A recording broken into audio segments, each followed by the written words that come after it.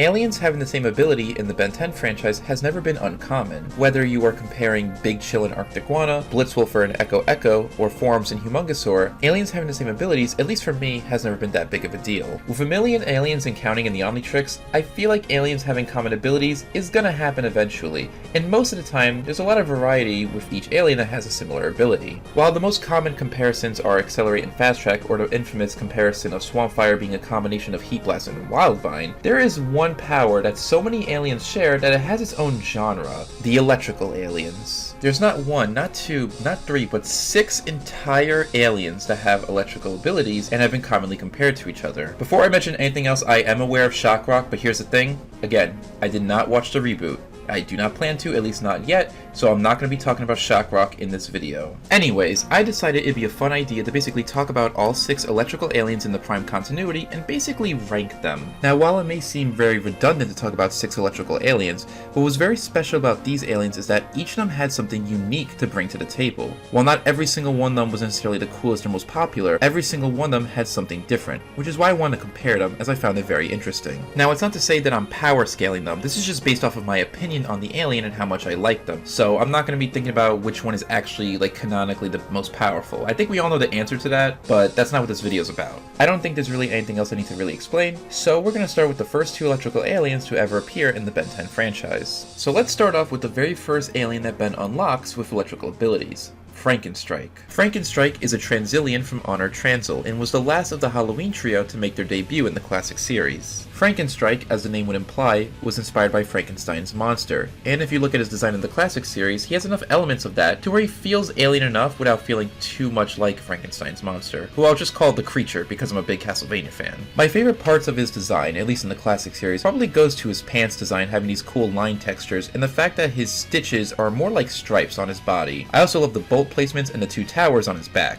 That's some really cool stuff. Unlike Blitzwolfer and Snarrow, who look very similar to their DNA source counterparts, Frankenstrike and Dr. Victor looked very different, which I appreciate. Now, unfortunately, we don't have much of classic Frankenstrike to talk about, as he only makes one appearance in the entire show in the episode Be Afraid of the Dark. Despite only appearing in one episode in Classic, he actually made a very good impression and showed off how he had so much potential to be a fan favorite had he got to appear more. Now, since every alien has electrical abilities in this video, I'm not going to highlight that every single time I talk about a new alien, but only highlight the unique ways they use their electrical abilities instead. So, just want to point that out. With that said, I want to talk about what makes Frankenstrike unique from all the other electrical aliens. The most obvious thing just by looking at him and seeing his fight scene in Classic is the fact that he has super strength. In a way, he's kind of like an electrical Forms, which makes him way more interesting than Forms, at least in my opinion. Now, while the show only really showcases his strength, and this goes for Omniverse 2, which we'll get to in a second, I do want to mention there were a few powers that Frankenstrike may have that we never really get to see Ben use. Now, while I already mentioned this in the lore video, I'll bring it up one more time that Frankenstrike supposedly had regeneration as an ability, but we never get to see that. It could have been possibly retconned, which is why I mentioned it in that video in the first place, but that would have been really cool to see given that he's basically based off the Creature, and since it makes sense for him to have detachable limbs. Another ability that was retconned was his super intelligence. I noticed that a lot of people are actually upset that Frankenstrike is not intelligent, but I honestly don't mind the fact that he isn't, though it was kind of neat to have, even if it was only for some pop-up facts. Now, while he may have super strength to set him apart, that isn't really a whole lot. However, there is one ability that not a lot of people bring up that he technically does have, but Ben never uses. One thing that Dr. Victor does is actually attach himself to a giant rocket. Not only that, but he has a bunch of technology on his back for most of Be Afraid of Dark anyway.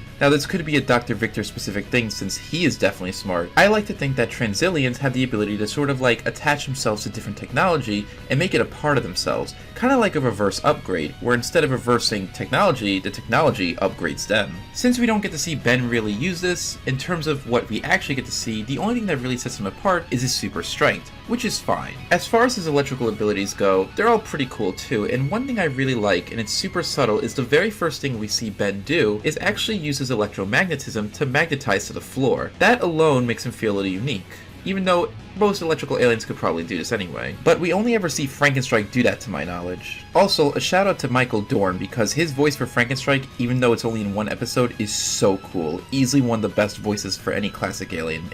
He sounds amazing. Electromagnetic body. Sweet. No problem. A little lightning should do the trick. 2 freaks down. 1 to... Where did he go? As I mentioned, Frankenstrike made a good first impression with his only appearance in the classic series, as he has a really cool scene against a scare in the monster trio.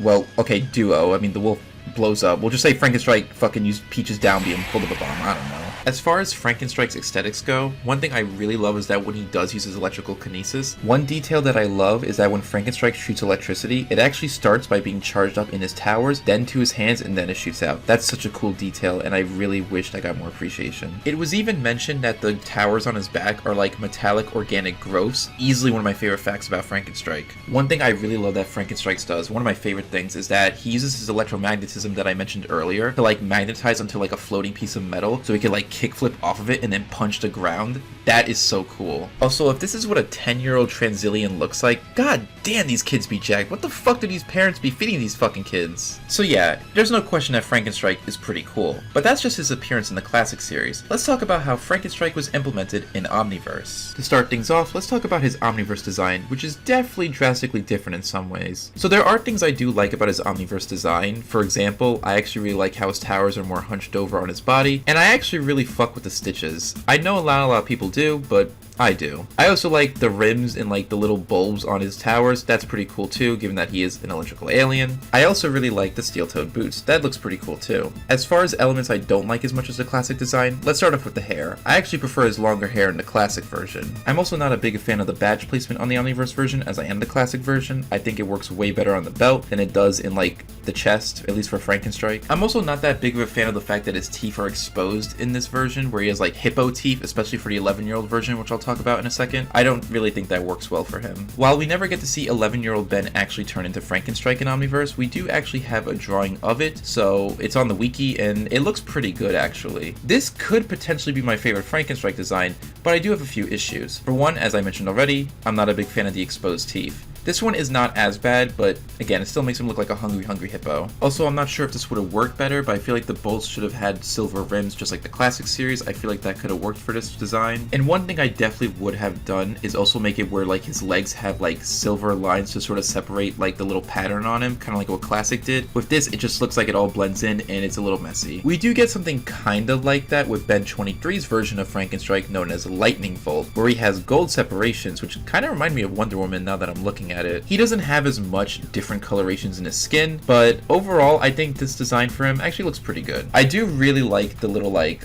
exposed muscle on like above his eye. That's pretty cool, so I do fuck with that. As far as voices go, now he's voiced by David Kaye instead of Michael Dorn, and I love David Kaye. And while I've grown to appreciate Frankenstrike's voice in Omniverse, I don't like it as much as classic. They go more for a sort of like corny horror vibe. I don't know what you would call it. It doesn't sound bad by any means, but just listen to it and I guess you could judge for yourself. Frankenstrike isn't a running guy, he's a pounding guy, as in pounding alien face meat. Well, couldn't stop the engine, so I shorted out the battery. You really should do something about the split ends. Now, while his design and his voice are at the very least decent, can I say the same for his scenes and use in Omniverse? I would say for the most part, yes, his scenes are pretty decent. Unfortunately, we don't get any of the super creative stuff like I mentioned with the whole reattaching limbs or the technological attachment stuff, but I still find Frankenstrike loads of fun in Omniverse. We also finally get transformation sequences for Frankenstrike, 2 of them, and I like both of them a lot. As mentioned before, we do get to see more Frankenstrike's strength, but we get to see a few more creative things out of him, or at least things that are cool. I like the scene in Max's Monster where he shorts out a car battery to save some teenagers, and I also really like that one-shot blast he does in Cough It Up. His fight scene in Something Zombozo Comes This Way is also a little bit of fun too, as he fights off the circus trio. Also, I already showed it off earlier, but that split end lines, it's kind of funny to me, I don't know why. I also like seeing him fight the Tekadon in Color of Monkey. Him just doing some basic Street Fighter-ass punches is actually pretty cool. The punch through the Tekadon's stomach is just the icing on the cake. Overall, Frankenstrike in Omniverse is pretty neat, but nothing super crazy. I feel like even though none of these electrical aliens deserve to be considered a basic blueprint, as they all feel very unique from each other, if we have to have a basic blueprint electric alien, I feel like Frankenstrike is my pick.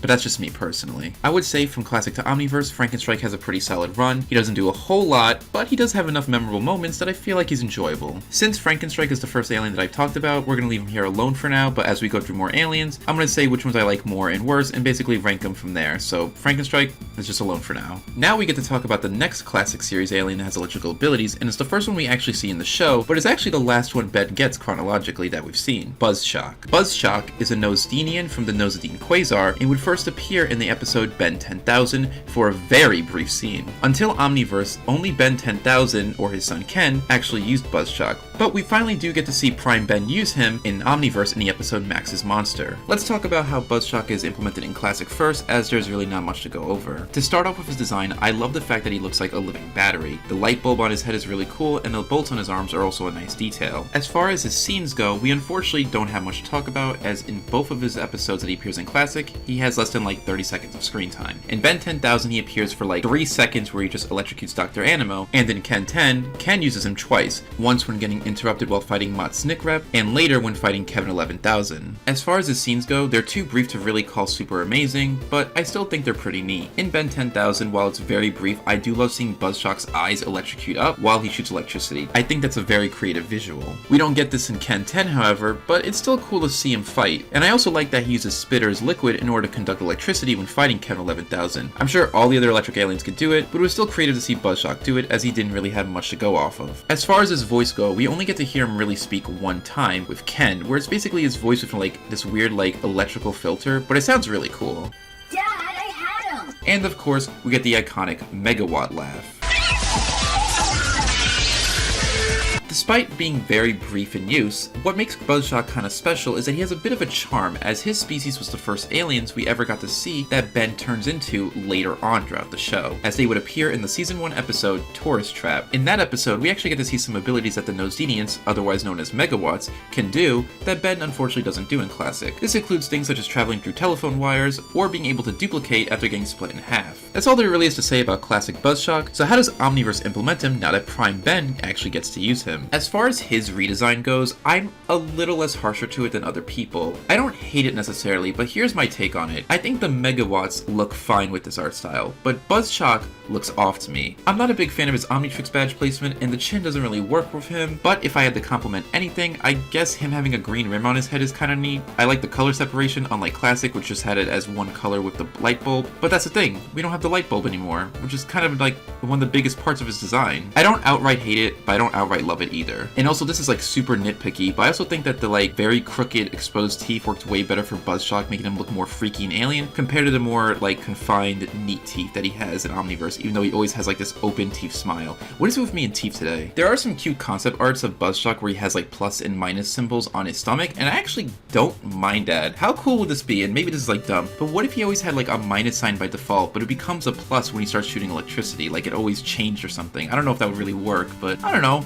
I thought it'd be kinda neat, right? As far as Buzzshock's voice go, I love the electrical filter that they give with Tara Strong's performance. However, in Omniverse they have Eric Bauza do it, and I do love Eric Bauza's roles, but when it comes to Buzzshock, I'm not that big of a fan. I don't outright hate it, but it's just like a generic high-pitched voice to me. I'm a megawatt?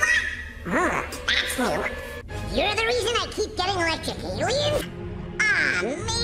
Now, while Buzzshock does get some time to shine in Omniverse, his scenes aren't necessarily that long besides his first appearance in Max's Monster. I thought it was pretty cool to see him work with the Megawatts in order to stop Phil. Also, seeing his electricity open up an entrance in the force field is actually pretty cool. As far as his other scenes, they're really brief. In Cough It Up, he fights 6-6 a little bit, but doesn't really do much beyond that, and the scene's not very long either. In Rook Tales, he only appears for one little moment in a montage where he's trying to remove Young One's tail. I do like his scene in Color of Monkey, where he fights off Sumungasaur, and yes, I always have to remind myself that's a real fucking character. And he also gets to fight off Liam a little bit, and it's pretty fun to see him jolt around. I do like that. That's about it for Buzzshock scenes, so he doesn't really get too much to shine with, but enough that I feel like I enjoyed it. One thing that Omniverse does try to do with Buzzshock that I do appreciate over Classic is the fact that they try to make him more psycho, and I know it sounds really weird, like what the fuck do you mean by that, but just listen for one moment. The Megawatts are very playful. They are very reckless and very rude. They're always laughing and always having a good time, not caring about other people. I would love if Ben was like that with Buzzshock specifically, and we do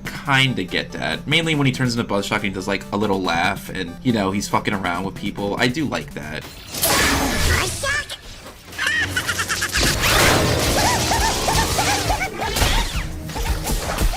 And fact, one thing that I love about his appearance in Color Monkey is the fact that once he gets like super charged up, he goes haywire for a little bit and just giggles to himself. I would love if that was sort of like somewhat of a gimmick for Buzzshock, where like the more electricity he's charged with, the more super crazy and hyper he gets. It's not a lot, and I'm probably looking way too deep into it, but I would think it'd be very charming if Buzzshock acted more crazy, you know? Most of the things that make Buzzshock unique are things we don't really get to see Ben do, and this won't be the last time we're mentioning this, but I feel like Buzzshock was very underutilized. I just feel like there's so much that could have been done with Buzzshock. Imagine if Ben used Buzzshock and used his duplicating abilities to have like a whole army of little like annoying electrical flies swatting at you. That'd be so fun. This is so random. Imagine if he had like a giant ball of himself, like just a bunch of Buzzshocks and a giant ball just hurling towards you like that giant ball in the Silver fight in Generations. How fucking sick would that be? Buzzshock overall is very charming. He doesn't do a lot, but what he does is still pretty neat. As far as Buzzshock's ranking goes, I was originally going to put him a spot underneath Frankenstrike because I do really like Frankenstrike's aesthetics,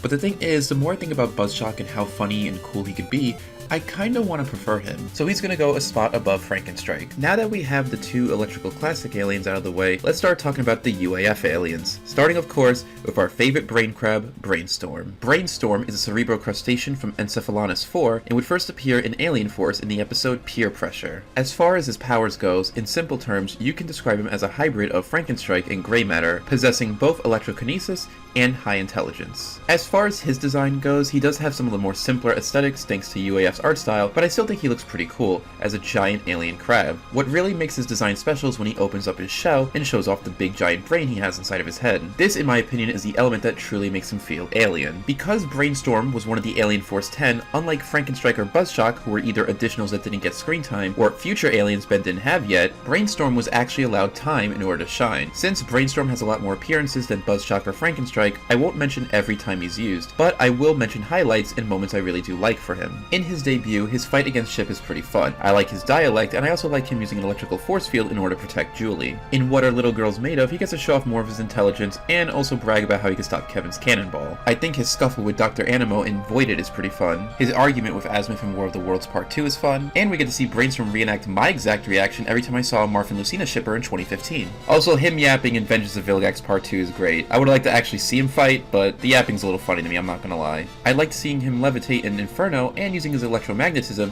in order to stop the Peroxivores. You may have noticed that Alien Force specifically doesn't use Brainstorm for a lot of action, but more so for his intellectual dialect, which I don't mind to be honest. But thankfully in Ultimate Alien, we do get to see Brainstorm actually do some more fighting, or using his powers in cool ways. For example, in Escape from Agrigor, Brainstorm uses his electrokinesis in order to temporarily control a Yeti against Dr. Animo. In Greetings from Tekadon, he uses his smart in order to do calculations to play golf, which is, I know, not action-packed, but it's a really cool scene. And as brief as it is, in Ultimate Sacrifice, I like seeing Brainstorm go off against some of the Ultimates, even if it's not for very long. I really love when Brainstorm uses his electrical force field, it's so cool. Brainstorm in UAF is pretty solid. His biggest weak points are the fact that most of his scenes can be simplified to yapping, and also just the fact that when he does fight, it's not for necessarily very long. Another point is also the fact that he didn't get to appear much at all. Despite somehow tying with Spider Monkey in terms of appearances for the first 2 seasons of Alien Force, Spider Monkey would end up becoming one of the most UAF aliens, while Brainstorm was kinda left in the dust, only having 2 appearances in Season 3. Now this isn't a missed potential video for Brainstorm specifically, but if I were to give any more appearances to him in Season 3, I would say episodes such as In Charm's Way or Time Heals works for him. There's a scene where like Ben and Kevin are fighting outside the observatory and Ben doesn't use an alien, why not just have him use Brainstorm there? And then in Time Heals, you could have him be Brainstorm for like a quick second and then he dies. I think what carries Brainstorm for me is mainly just how he is, how he alters Ben's personality. Brainstorm is voiced by the legendary D. Bradley Baker, and you could hear that right away, especially if you're a fan of other works that he's in, such as Kids Next Door. Brainstorm is one of my favorite performances by D, so I'm glad to say that I enjoy a lot of his scenes and his dialogue. Even if sometimes he could talk a little too much, you can't lie and say some of these lines aren't a little funny. My dear Kevin, your nigh gladiatorial bellicosity has once again outpaced your ratiocinative processes. Tremble before my electrolocutive power, you feckless facsimile! It is difficult to believe. That electroencephalitic mind blast should have been more than sufficient to render him insensate. believe it. Now, since UAF made Brainstorm enjoyable, does Omniverse improve upon that and give him a lot more time to shine and a lot more scenes? If you're a longtime fan, you unfortunately know the answer to that, but let's pretend you don't anyway. To start things off, let's talk about Brainstorm's design. I personally prefer the Omniverse design. I like the black and green color separations, I like the head shape and the way his face is drawn, and I also really like the extra whiskers for detail. I kinda wish he still had 6 legs, as I do prefer 6 legs over 4, but it's not really a deal breaker for me. Brainstorm in Omniverse is voiced by Corey Burton, and it's honestly hard for me to pick between Dee and Corey's performances. I love Dee's for being very funny and iconic, but I also love how Corey sounds, especially since they give him more of an echoey filter, as Brainstorm is able to speak through his thoughts. Oh, sure. Now the Omnitrix gives me what I want. Their advantage? Superior numbers. My advantage? Superior intelligence. You want to play superhero? You want all the glory? Fine. You can have it. Now for Brainstorm scenes, we unfortunately only get 2 scenes, unless you also count Albedo using Brainstorm, which is 3 scenes. That's it. Out of 80 episodes, he only gets 3 appearances, so are they any good? In Malfactor, he gets dunked in a tank. Okay? In Fistful of Brains, Albedo uses Brainstorm and fights off Astrodactyl, and not even opening up his shell. Okay. In The Vengers, however, we get a kick-ass scene and easily my top choice for best Brainstorm scene. In this scene, he uses his calculations like in Greetings from Tekadon, but this time for combat, and it's so good. I already talked about this scene and how much I love it beforehand, but I'll just say again and how awesome this scene is. So while I could question why Brainstorm didn't get much use in Omniverse, there's actually a reason on the wiki. Toy sales, which I call bullshit on because his DNA alien hero figure is still one of the best Alien Force toys in my opinion. I love it so much. It's a shame that toy sales affected the use of some of these aliens, as so many creative aliens got shafted in Omniverse, and Brainstorm is far from the only one. Despite having chicken scraps in Omniverse, I think that the Vengers scene actually saves Brainstorm and shows off that he's still really cool. In fact, cooler if he had more time to shine. As far as his other abilities besides electrokinesis goes, I don't think he was necessarily underutilized. His intelligence comes in handy, he gets to levitate a bit, uses electrical force fields, we even get to see him be agile in the Vengers as he climbs walls with his crab legs. That's really cool too. I think despite the low amount of screen time, I think Brainstorm was utilized not perfectly, but I could still say that Brainstorm overall shined really well. I think it's obvious at this point, but so far for the rankings, Brainstorm goes on top of the list. With Brainstorm out of the way, our next UAF electric alien is Amphibian, one of the Andromeda 5 in the beginning of Ultimate Alien. Amphibian is an Ampere from Teslos and would first appear in the episode Fused. The things that mainly set Amphibian apart, at least from what we see, is being able to swim, fly, and other stuff that we'll get into. Now, anyone who asks if Amphibian was used well,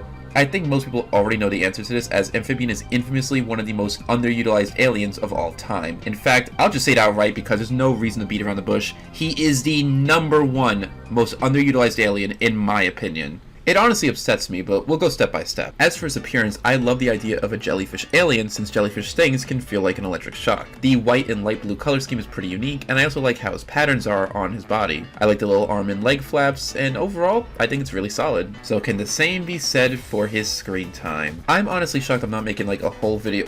I just realized what I said. Shocked. I'm funny. So I'm just very surprised that I didn't make like a whole video about the Andromeda 5 specifically yet, because this pissed me off when I was a kid. The Andromeda 5, for the most part, especially in early Ultimate Alien, were so underutilized. First of all, they took a little bit of their sweet ass time, which I get it, you know, you can't get all 5 aliens in one episode, but once Ben has them, I feel like he almost never fucking used them, to the point where every time he used them, I felt like a crack addict getting like a little bit of my fix after like a month or something. It's crazy to me, and maybe I'm just nitpicking and complaining and all, but how are you going to have one of the 5 marketed aliens that you're marketing for the beginning of Ultimate Alien as a new cool alien only be used twice in like the first 2 seasons of Ultimate Alien? Not only that, but like the amount of time Ben uses him is less than the fingers on a hand, and I'm not kidding with that.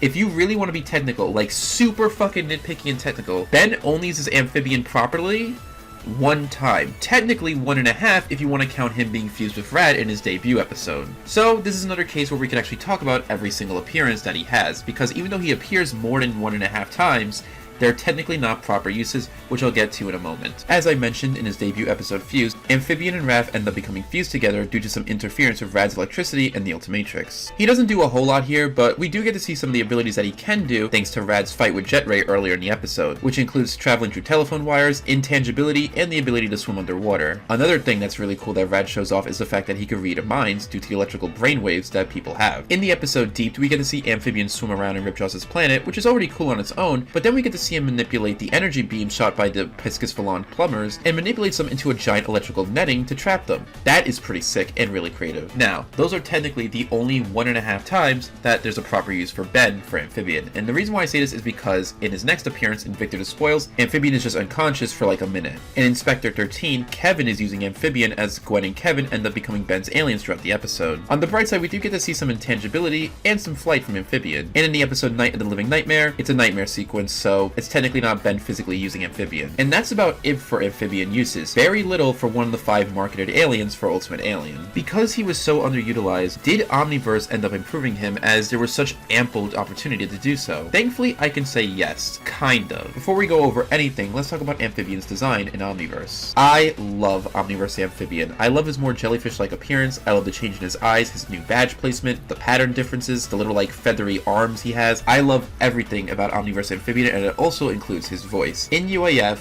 Amphibian was voiced by D. Bradley Baker, who sounded pretty good. Can't stop. Official plan of business. Wait. Why do you care more about the Ultimatrix than you do Kevin? However, in Omniverse, Yuri Lowenthal actually ends up voicing him with a bit of a bubbly underwater gargling sound effect, and I love it so much. Feedback! Your warriors could use some more practice! Ready for a shock to your system? Hang in there. Give me back my goldfish! This might be a potential hot take, but out of all the aliens that Yuri Lowenthal ends up voicing, I think Amphibian is my #1 favorite that he does. Like, I just love his voice, so I love Omniverse Amphibian, I'm not gonna lie. Now, while his design and his voice, in my opinion, are 100% improvements for Amphibian, can I say the same for his screen time and utilization? Despite there not being that many more appearances for Amphibian in Omniverse compared to Ultimate Alien, I will only mention a few of the highlights that he has, which sadly isn't much, even if I still find them charming. In Have I Got a Deal for You, I like the fact that Amphibian can basically touch the ground and still electrocute everyone around him. In Special Delivery, I kind of like the fact that his tentacles can kind of stretch really long, sort of like giant wires or something, as he electrocutes the Chrono. In Max's Monster, we get to see Amphibian zip around and have a nice fight scene with Phil. And also like the new way that he flies, more like a jellyfish swimming underwater. That's pretty cool. His last appearance in Omniverse would be in The Rooters of All Evil, where he ends up fighting Swift, and it's okay. I like seeing him tangle around and use electricity and all that stuff, but he doesn't get to do too much, unfortunately. So, what is my big problem with Amphibian? You probably guessed it by now in terms of description of all the scenes, but you may have noticed some of his abilities were either not very often used, or outright missing. There's even opportunities where he can do this. I mentioned before that I like his scene in Special Delivery, but he's getting shot with blasters. He can manipulate those blasters and trap the Chrono. Like, why didn't he do that again? That's so cool. It's so creative, and he just doesn't do it again. His intangibility, never used again. Yes, I know he has aliens like Ghost Freak or Big Chill, but it's still cool to see other aliens do it for variety's sake. We don't even get to see Amphibian swim around again, which is unfortunate. It's low-key kind of crazy to me that we get Heat Blast underwater in Omniverse, but never Amphibian. That's kind of funny. And of course, the #1 ability that Amphibian has that we never get to see Ben use in either UAF or Omniverse is the mind reading. Maybe I'm looking too deep into it, or maybe I'm missing something, but I feel like they probably just forgot that he could do it, kind of like Omniverse Humongosaur not growing anymore. But another reason why I feel like he doesn't do it is because it would make things too easy. Similar to how Ben never uses Lodestar against malware, which seems like such a simple solution, maybe him mind reading would make things too easy for him, and thus would make the plot very boring. Still though, I think there's still at least maybe a scene or two where maybe Amphibian reading minds could be kinda cool. Hell, probably would have helped him a lot in the Rooters arc. If there's one thing you might know about me at this point if you've been watching my videos, is that I really appreciate Alien's potential, even if we don't get to see that potential actually be in the show. So because of that, Amphibian is going to be at the top of our list for the rankings. I really love him. Now before we move on to Omniverse, we technically do still have one UAF Electric Alien. Despite never appearing in Ultimate Alien and only really appearing in Omniverse as far as the actual show goes, this alien would debut in the Ben 10 Generator X crossover, Heroes United. Of course, I'm talking about Canada's Gold Boy, Shock Squatch. Shock Squatch is a Gimlin-Epithecus from Pattersonia. Since Shock Squatch first appears in Heroes United and doesn't actually properly appear in Ultimate Alien, we don't really have much to talk about for his pre-Omniverse screen time, but we can still talk about his design, of course. I like how despite he's clearly meant to be a strength alien, he doesn't have the generic like humanoid buff build, but instead has more of like a husky oval shape. I like his color scheme with the whites, grays, and blacks. I like the bolts on the side of his head, and I also like that his legs aren't the usual Yeti legs you would find for a Yeti-like design. As far as what he does in Heroes United, he just shoots electricity electricity for a second, and that's really it, so he's more of like a tease, but thankfully Omniverse gives him a lot more time to shine. His Omniverse design is drastically different, and I actually prefer it. This design goes for more of the traditional Yeti build, but I do really like it. I like his color scheme here with the black, yellow, and white. I like the fact that the white is a separation of the yellow and black. I like the zigzag patterns and the little fluffs of fur he has on his body. The little 3 lightning bolt piece on his head is cool, and I think that the chin in this case actually works well for him. So how does Omniverse handle Shock Squatch now that he actually gets to be a proper alien in the show? As for me personally, I think pretty damn well. A few years back, I used to think that Shock Squatch was one of the more generic electric aliens, as I didn't think there was much to really set him apart. Although after I watched more scenes of him, I kind of realized there were a few factors that actually made him feel more unique. The first time we see Shock Squatch in Omniverse is in the More Things Change Part 2, where he fights off Bug Lizard, and that scene's pretty okay. His next scene in Have I Got a Deal for You when he fights Sunder is really cool. I love this opening so much. I love everything about this scene. I love the music, I love the animation, I love the way Shock Squatch moves, I love what he does here. All this is so good. Like, these frames honestly convince me that this design works so good for Shock Squatch compared to Heroes United. Another scene that I absolutely love for Shock Squatch is Store 23, where he uses a street lamp to conduct electricity. That's really creative. Another example of this would be in And Then There Was Ben, where Ben 23 as Shock Squatch, otherwise known as Electric Yeti, which is a name I absolutely love by the way, conducts electricity by rubbing his hands together and uses it to power up Gwen as Cannonbolt. Remember that Buzzshock ball thing I mentioned? Well, Shock Squatch actually does something a little similar. In the episode The Final Countdown, he magnetizes all the plumber tanks in order to make a giant electrical ball of metal. That's really cool. So what exactly makes Shock Squatch unique? I could say super strength, but Frankenstrike already has that. Well, what if I told you that instead of powers being unique, it was mannerisms and sound design? One thing that I grew to love over the years was the animalistic movements that Shock Squatch does. He's based off of a Yeti or like a monkey, so seeing him move around as such is really fun.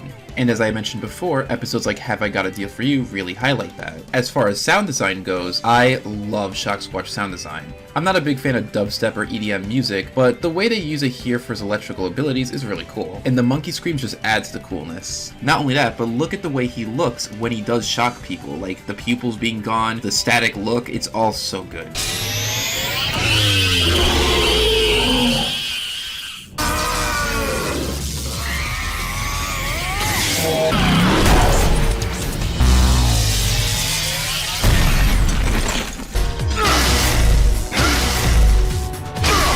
In fact, other electric aliens also have some unique sound design. I never noticed until actually getting footage for this video, but Amphibian has unique sound effects for his electricity, which I absolutely adore now that I noticed it.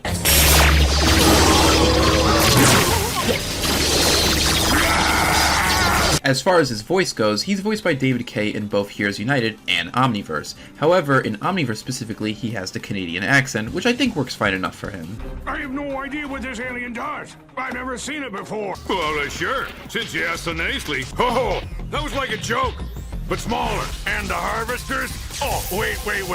Let me guess, eh? You know a guy. As I mentioned before, David Kaye is a great voice actor, I absolutely love him, so it's great to hear him as an alien that I enjoy. As for Shock Squatch's ranking, we're gonna put him below Amphibian, but above Brainstorm. I was originally gonna put him under Brainstorm and above Buzzshock, but the more I thought about it, the more he's just so cool, like, just the way he does everything, he just has that aura around him. Look at this fucking frame and tell me that isn't raw as fuck. And finally, we have the very last alien to talk about for this video, the iconic Feedback. Feedback is a conductoid from Teslavore, and is easily one of the most iconic Omniverse aliens. While I'm not 100% sure on how present Ben feels about Feedback, obviously he loves him and everything, but I wonder if he still finds him to be a favorite alien like he did when he was 11. I won't go into too much detail about the whole Feedback arc, but all I need to know is that Ben lost Feedback at some point and then eventually got him back. However, losing Feedback was traumatic for Ben and was most likely the reason he took off the Omnitrix in the first place. The things that set Feedback apart from the other electric aliens, besides the fact that he has 2 seasons built around him, is the fact that he has energy absorption and can basically absorb energy and throw it back double. A fun fact about Feedback's design is that he was designed by Dave Johnson, as Derek J. Wyatt believed that he would look more like a classic series alien, and when you look at him, yeah, he definitely gives off classic vibes. If you told me he was in the classic series and I didn't watch classic but knew of the aliens, I definitely would believe you. I think my absolute favorite thing about Feedback's design is his head. It gives me like electric eel vibes, so in that way I think it's pretty cool. And the 16-year-old version having bolts on his arm is a neat detail to show that he aged a bit, although I actually prefer the black and white color scheme from the 11-year-old design. Feedback is voiced by Yuri Lewento, and like Amphibian, he does a pretty good job with him. Doesn't matter how, as long as I look good doing it. There's gotta be some way to take this chump out once and for all. Because he's awesome and cool? But you wouldn't know anything about that, obviously, dweeb. You don't know what's good.